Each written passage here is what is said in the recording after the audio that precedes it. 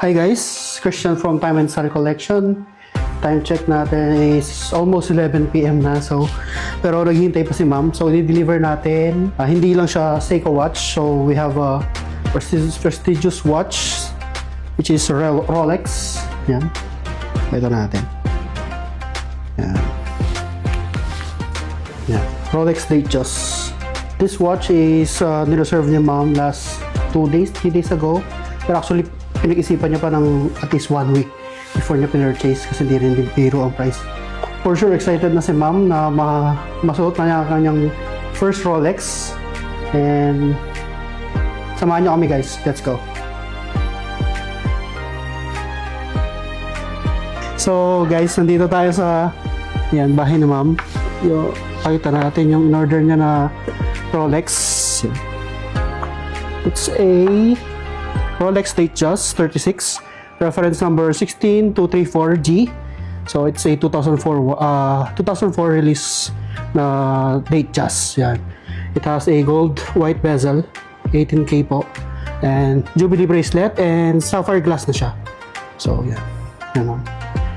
Tingnan niyo po. Check nyo. Check nyo ulit. Totoo na talaga. Kasi hindi ko pa alam buksan. Yes, sige. Actually, one week na pinag-isipan ni ma'am to eh. Hindi lang ha. More than 1 week. Yan. Sukatan nyo rin. Yan, kamay na lang pakita. Ay, na-adjust mo na? Hindi. Na-adjust lang sa clasp.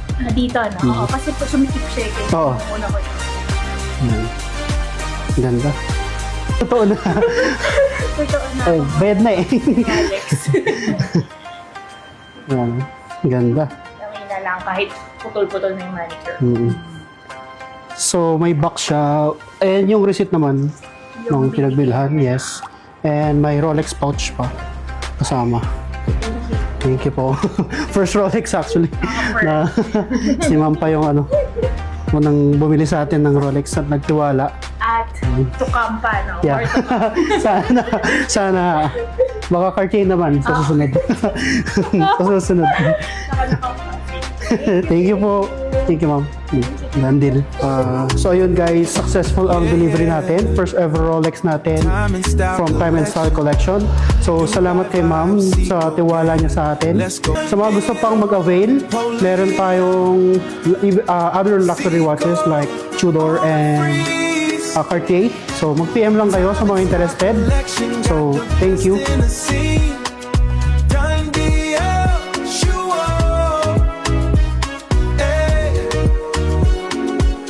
From Japan, Dubai to the world, yeah, we do what we can.